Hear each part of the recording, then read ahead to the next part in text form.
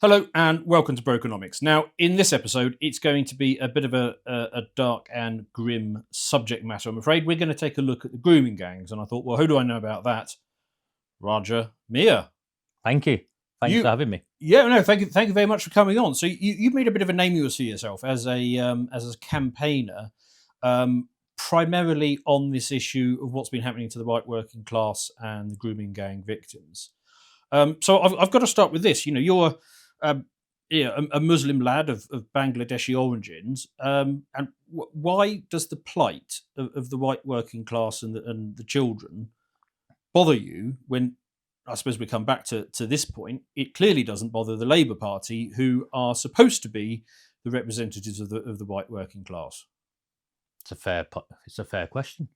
I am. I mean, where do I start? I am a trained anti-racist, and what is taking place here is textbook racism. So, if I believe in anti-racist work, and I spent 20 years advocating anti-racist strategies, strengthening communities, then surely I have a responsibility to look at this as a clear example of racism. These are racially motivated crimes, and I had to speak out, first and foremost. Secondly, the children. I spent 20 years safeguarding children, and I have a career for at least that amount of time as well in protecting communities from extremism. I helped shape a lot of the government's thinking on how to fight against Al-Qaeda, essentially. So I look at this, and all of those issues overlap. But in the end, this is my home. These are my communities. These children could have been my children, and no one was helping them. No one was speaking out on behalf of them. And those who were didn't have the skill set to navigate the traps that were set for them by the establishment, which then made it easy for people to be demonized. Yeah. And I can play that game for a whole host of reasons. And one, I'm obviously brown-faced Muslim, like you said, but that's not stopped these idiots from calling me far right and racist. But we now all know, don't we, Dan? What does that term even mean? Yes, yeah. we're all far right now. Yeah. So yes. So you can does it at least give you a bit of cover? Because I mean, there have been people who have spoken out about this sort of stuff, and they tend to get shut down by the state. No, it makes it worse for me. It makes it worse for me because the flip side is I have got to navigate the communities where I come from, and being demonized as far right and racist. This is a northern town. It's a northern town, northern working class town, a small Bangladeshi community. My mother died nearly 18 months ago now, and towards the back end of her life, she was struggling with all of this, what was going on, because she's got a network of friends, extended family who wanted to know why her son was wanting to help white people, and the pressures that came with that, and why can't you stay quiet? It's got nothing to do with us. It's not our kids it's happening to. Yeah, well, that is something that concerns me. So two things on this. I mean, first, Carl always makes the point that I think for most of us, if we rang up 12 friends and said, look, I've got this, young girl tied up upstairs, do you want to come around and help rape her? I don't know how many people there are that would actually have 12 friends who would respond to that. Well, I'd respond to that. I'd come and smack. Exactly. Well, yeah. So I think if I rang 12 of my friends, within the first phone call, they would have reported me to the police. Yes. But for some reason, in the Muslim community, it seems like they can just ring up 12 of their friends, and not only do they not get reported, but they all sort of go along with it. So it feels like the Muslim community has failed the test of friendship. And as you've just talked about, there is that sort of omerta of silence that's sort of in there as well. And, you can understand why people immediately sort of leap to, well, deportations are the only thing that are going to solve this. I mean, what's your thoughts on this? Why is this community so comfortable with these crimes? It's a question. One, I agree they are. I think that's the first thing we've got to start with. I agree they are, and I think they are comfortable with these crimes because these crimes have been going on for such a long time, in plain sight, without any repercussions. So to answer your question as to why they're comfortable because those who are responsible can get away with it. The second reason why they're comfortable is because those who are involved in trying to safeguard them or attempting to safeguard them are also comfortable with these children being used the way they are. And it's only until very recently that we agree that it was always absurd to say that it was a lifestyle choice of an 11-year-old or a 12-year-old to be gang raped. Yeah. Yeah, Or in some cases even younger than that. Yeah, even some cases indeed even younger than that. So it was normalized as though acceptable, just one of those things that go on in society. And after all, these are girls that were damaged, and I'm not of that opinion. I'm sharing the perception. These are damaged children who brought it on themselves. They're in care homes, or the parents don't look after them. So if no one's caring for them, who cares? Well, that was certainly the view of the police. And Yes, social that was the workers. view of the police. So Yes. you've got the view of the community, you've got the view of those who are meant to safeguard them, and you've got the view of those who are meant to protect them in terms of the police. And then you have the view of the politicians in the wider context who are meant to, speak out on behalf and address some of these issues. And they looked at the situation and they thought they can benefit from it. So that's why it was normalized. There was not just one failing in one community. There was at least 4 different areas where those failings took place, and all are responsible and all are complicit. So we must drill down into each of those. But before we get into that, let's talk briefly about the actual scale of the problem. How big actually is this problem? When I was first told about this, probably at the time of the Rochdale grooming gang, I'd just done a piece of work in Manchester and Rochdale around some of the counter-terrorism strategy, and the EDL were coming up to protest in Rochdale. So around 2012, I reckon it was 2011, 2012. I'll be honest with you, Dan, I didn't believe it. I didn't believe that in 21st century United Kingdom, children were being groomed, gang raped, and trafficked across the country in the way that was being presented as what had taken place. And I've gone away and looked at it. I've looked at the evidence.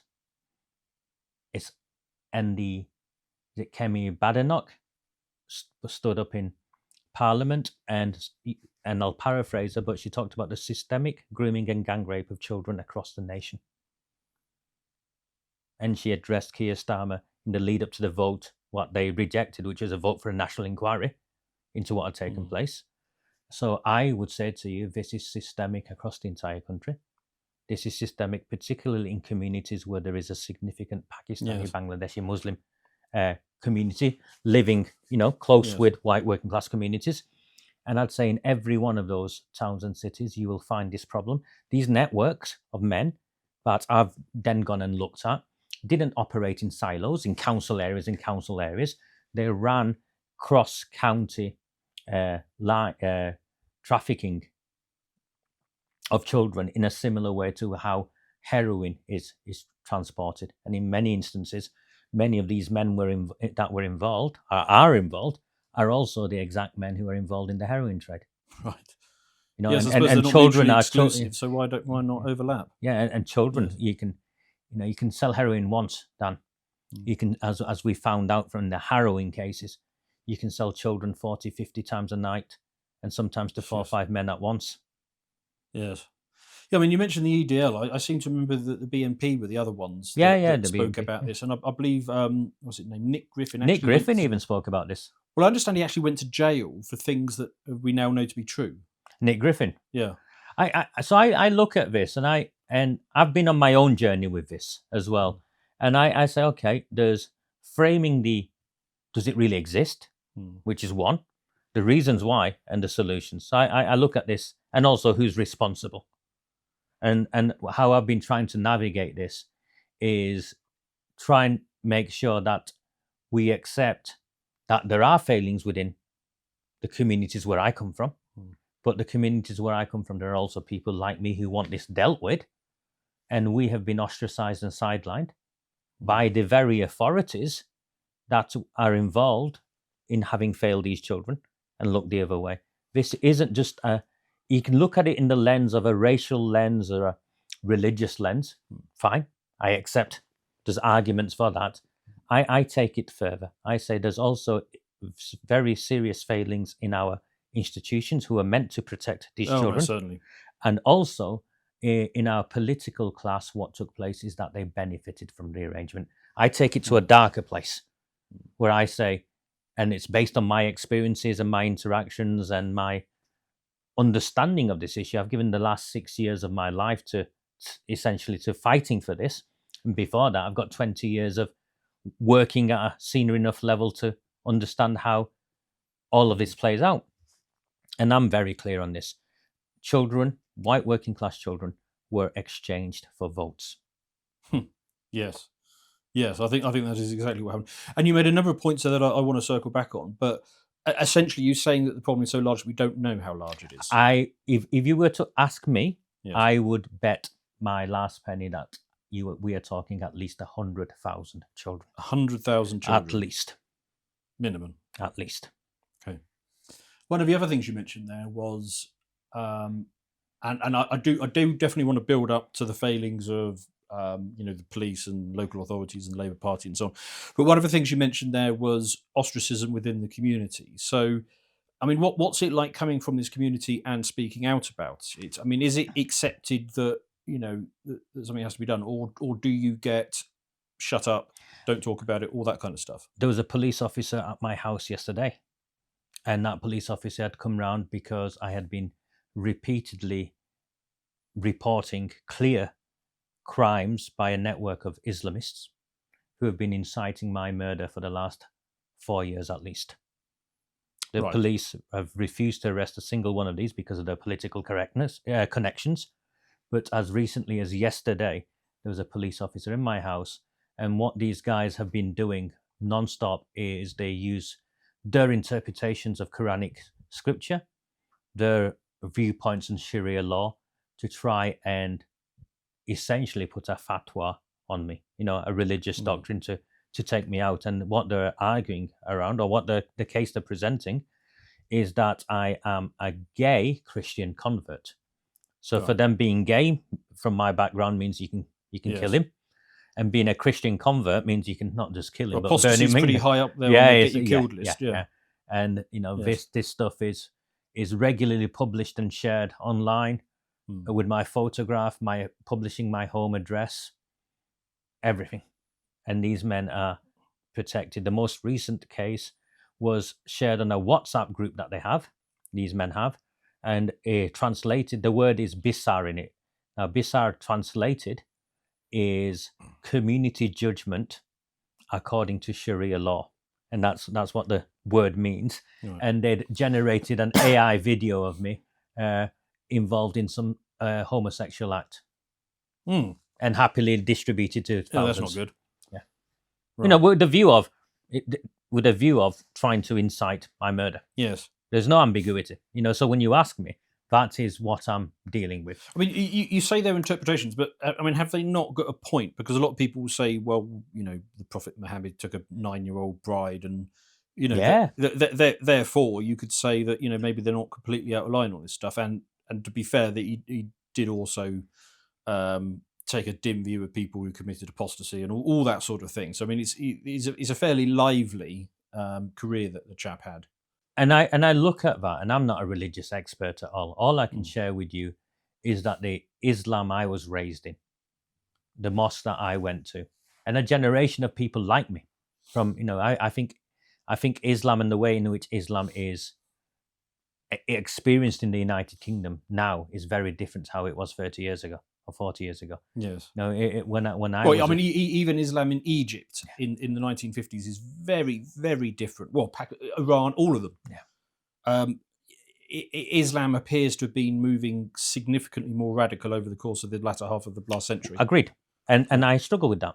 And I always saw it as a spiritual thing. The people I went to the mosque with, in the main, were nice people who did nice things in the community, and it was a spiritual thing. It was no different than friends of mine going to church on a Sunday. That's the Islam I grew up with. It wasn't this political experience that it is now. It wasn't this angry phenomenon that it is now. And it definitely wasn't one where practicing it puts you at odds with the nation that should be your home. If you would like to see the full version of this premium video, please head over to lotuseaters.com and subscribe to gain full access to all of our premium content.